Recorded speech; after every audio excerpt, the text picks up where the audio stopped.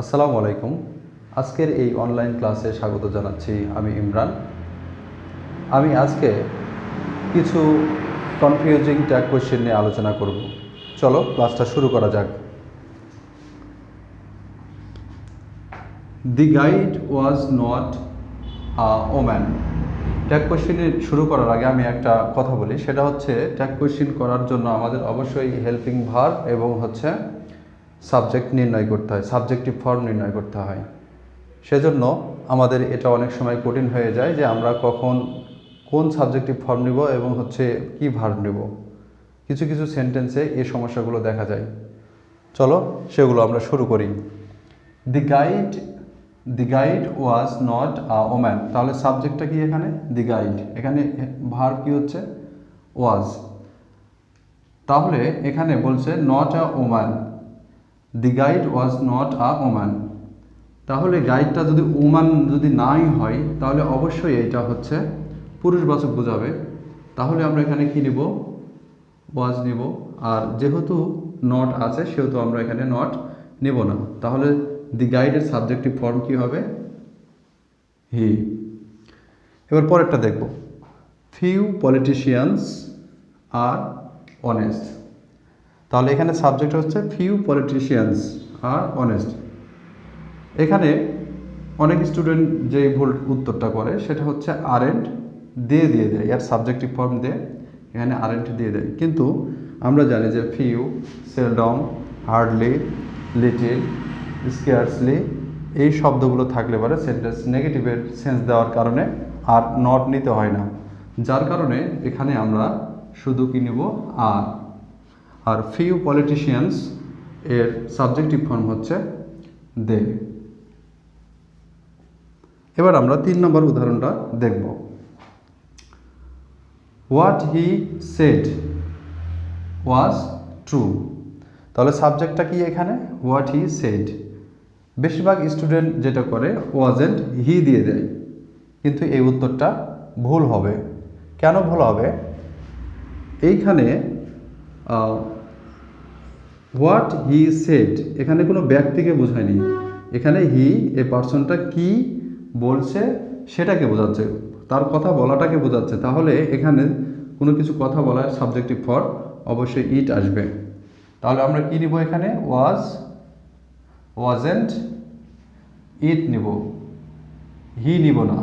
কারণ কি এখানে ব্যক্তিকে বোঝায়নি।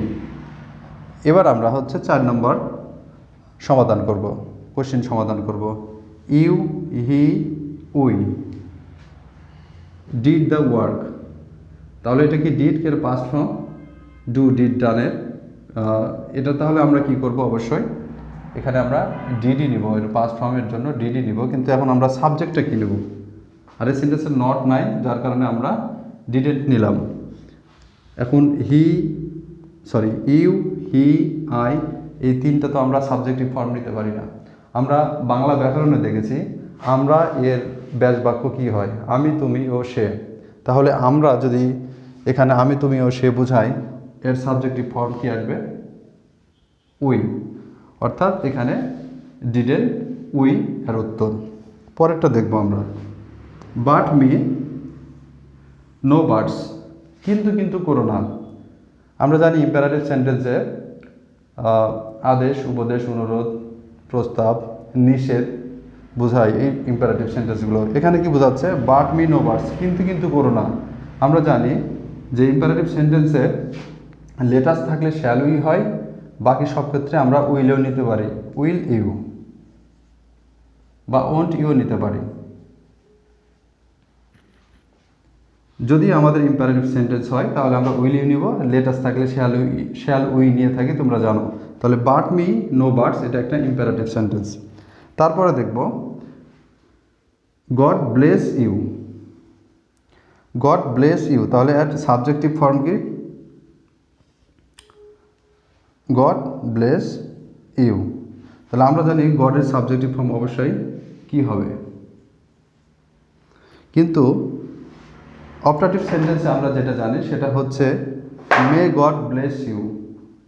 মে গড ব্লেস ইউ এরকম নেই, কিন্তু এখানে সংক্ষিপ্ত আকারে দিয়েছে যে গড ব্লেস ইউ, সেজন্য আমরা এখানে মে নিব,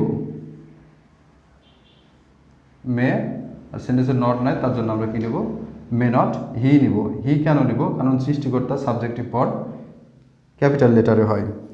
তারপরে শব্দটা দেখব, the mother rose in her. এখানে বেশিরভাগ স্টুডেন্ট যে ভুলটা করে, ডিডেন্ট শি দিয়ে দেয়।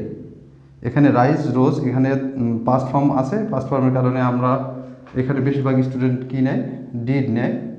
ডিড নেওয়ার পরে নট লাগিয়ে এখানে শি দিয়ে দেয়, মাদার বুঝিয়েছে, মহিলা বুঝিয়েছে এজন্য। কিন্তু এখানে মা মহিলা অর্থে ব্যবহৃত হয়নি, এখানে মাতৃত্ব অর্থে ব্যবহৃত হয়েছে, the mother rose in her. এজন্য আমরা কি করব, এটা পাস্ট ফর্মের কারণে ডিড নিব, সেন্টেন্সটা নট নাই সেজন্য আমরা ডিডেন্ট নিলাম, এবং দি মাদার মাতৃত্ব বুঝিয়েছে, যার কারণে সাবজেক্টিভ ফর্ম আমরা ইট নিব। পরেরটা দেখব এবার 8 নম্বর, নেভার টেল এ লাই। আমি এর আগেও বললাম যে ইম্পারেটিভ সেন্টেন্স ক্ষেত্রে লেটাস থাকলে শ্যালুই বসে, আর বাদ বাকি সব ক্ষেত্রে আমরা উইলই নিতে পারি। নেভার টেল এ লাই, কখনো মিথ্যা কথা বলো না, এটা একটা ইম্পারেটিভ সেন্টেন্স, যার কারণে আমরা উইলেও নিতে পারি।